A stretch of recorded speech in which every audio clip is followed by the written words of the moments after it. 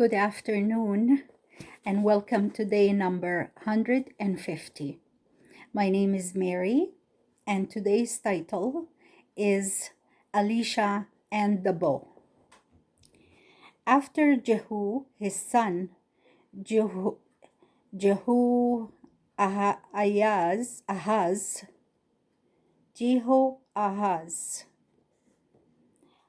Okay, it's a difficult word. I've been practicing reading before I read it here with my husband because he's English. So I'll do my best again and forgive my mistakes as English is my second language. So after Jehu, his son, Jehoahaz, reigned in Israel. He was not only wicked, but also a weak king. Under him, Israel became helpless in the hands of its enemies. Hazael, the fierce king of Syria, and his son Ben-Hadad the second. But when Jehoahaz died, his son Joash became king, and under his rule, Israel began to rise again. Elisha the prophet was now an old man, very feeble and near death. The young king Joash came to see him, wept over him, and said to him, as Elisha had said to Elijah, my father, you are more to Israel than its chariots and horsemen. But Elisha, thought weak in body, was still strong in soul. He told King Joash to bring him a bow and arrows. Then opened the window to the east, looking toward the land of Syria. Then Elisha had the king draw the bow, and he placed his hands on the king's hands. As the king shot an arrow, Elisha said, this is the Lord's arrow of victory over Syria, for you shall attack the Syrians in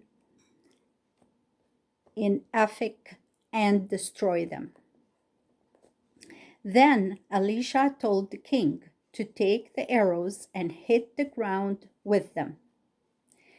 The king struck them on the ground 3 times and then stopped. The old prophet was displeased at this and said, why did you stop? You should have struck the ground 5 or 6 times. Then you would have won that many victories over Syria. But now you shall beat the Syrians 3 times and no more. Soon after this, Elisha died, and they buried him in a cave.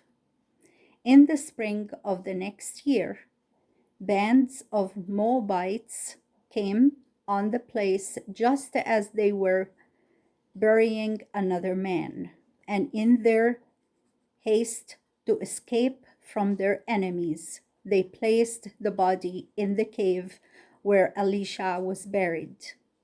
When the body of this man touched the body of the dead prophet, life came back to it, and the dead man stood up.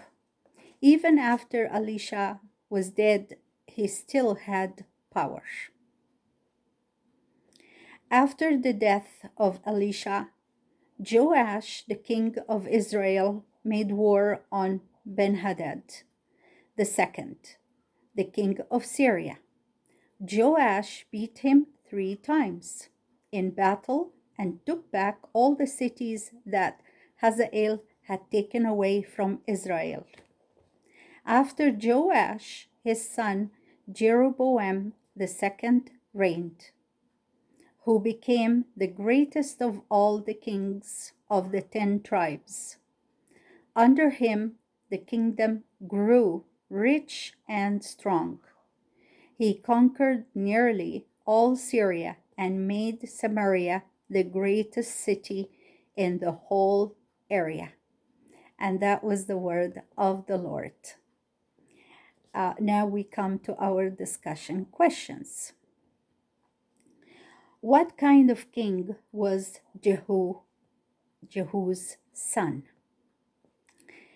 What kind of king was Jehu's son? Number 2. What kind of king was Joash? What kind of king was Joash? Number 3. What did Elisha tell Joash? What did Elisha tell Joash? Number 4. Why did the man come back to life when his body touched Elisha's? Why did the man come back to life when his body touched Elisha's? Number 5 and last, what happened to the kingdom under Joash? Why? What happened to the kingdom under Joash? Why? And this way we come back to our end of day number 150. Stay tuned for another day soon. Bye for now. May God bless us all. Bye-bye.